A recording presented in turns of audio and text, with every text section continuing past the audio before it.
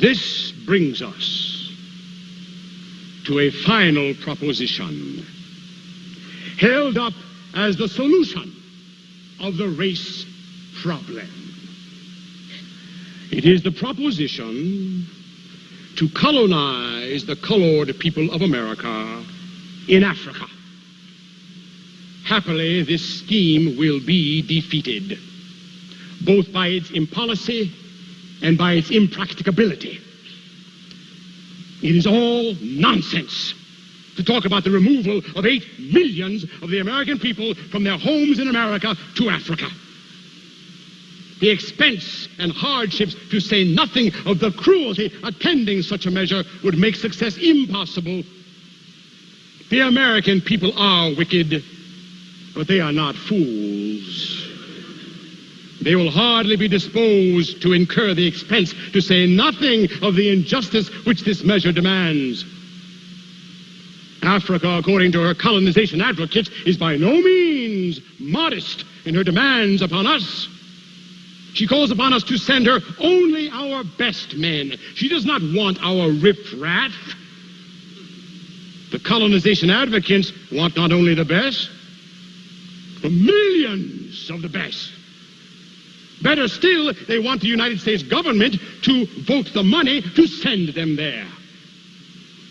They do not seem to see that if the government votes money to send the Negro to Africa, that the government may also employ means to complete the arrangement and compel us to go. Now I hold that the American Negro owes no more to the Negroes in Africa than he owes to the Negroes in America. You know, my friend, there are millions of needy people over there, but there are millions of needy people over here as well. And the millions in America need intelligent men of their number to help them, as much as intelligent men are needed in Africa to help her people. We have a fight on our hands right here. A fight for the redemption of the race. And a blow struck successfully for the Negro in America is a blow struck for the Negro in Africa. For until the Negro is respected in America, he need not expect consideration elsewhere.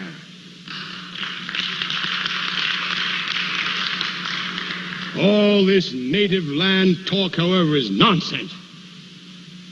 The native land of the American Negro is America.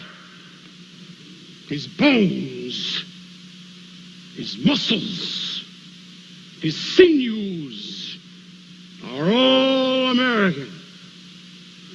His ancestors for 270 years have lived, labored, and died on American soil.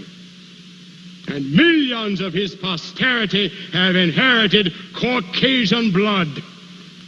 It is pertinent, therefore, to ask, in view of this admixture, as well as in view of other facts, where the people of this mixed race are to go. For their ancestors are white and black, and it will be difficult to find their native land anywhere outside of the United States of America. But the worst thing, perhaps, about this colonization nonsense is that it throws over the Negro a mantle of despair. It leads him to doubt the possibility of his progress as an American citizen.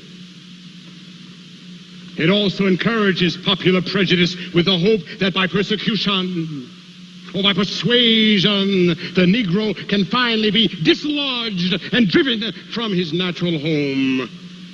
It forces upon the Negro the idea that he is forever doomed to be a stranger and a sojourner in the land of his birth. All this is hurtful because it sets the Negro to groping everlastingly after the impossible. Every man knows that home is the fountainhead, the inspiration, the foundation, the main support, not only of all social virtue, but of all motives to human progress.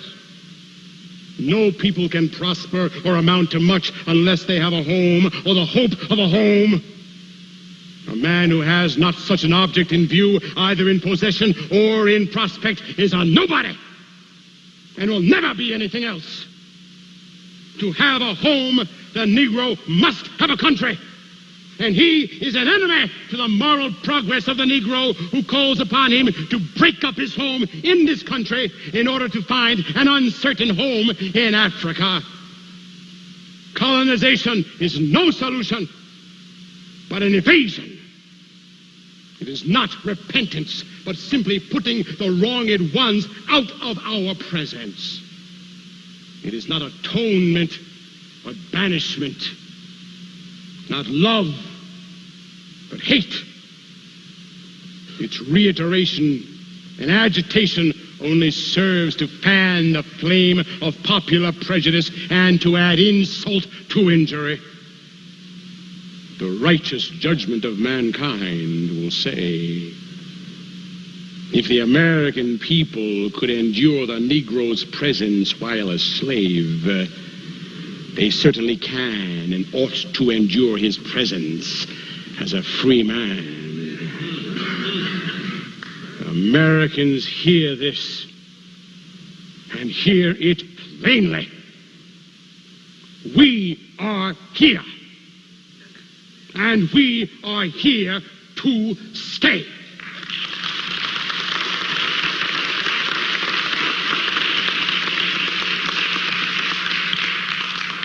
My friends, I now come to where